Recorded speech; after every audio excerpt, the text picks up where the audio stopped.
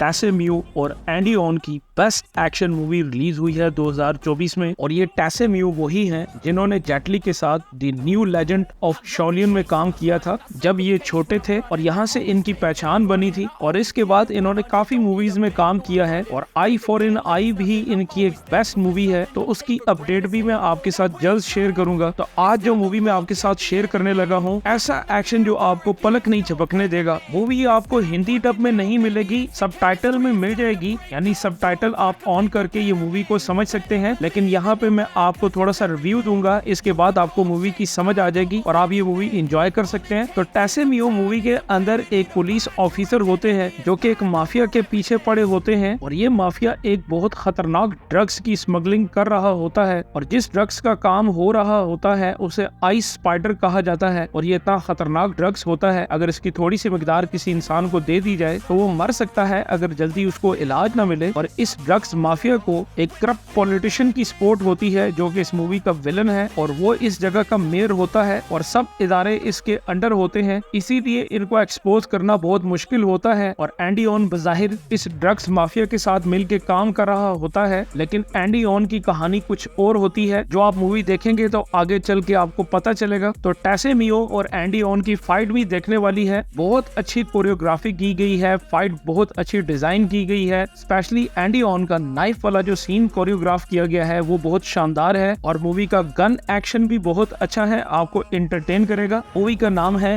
Hunt the wake, यानी बदकारों का शिकार, बुरे लोगों का शिकार। आई होप ये मूवी आपको पसंद आएगी। वीडियो अच्छी लगे तो चैनल को सब्सक्राइब करें, बेल आइकन के बटन को दबाएं ताकि आने वाली वीडियोस का नोटिफिकेशन आपको मिलता रहे।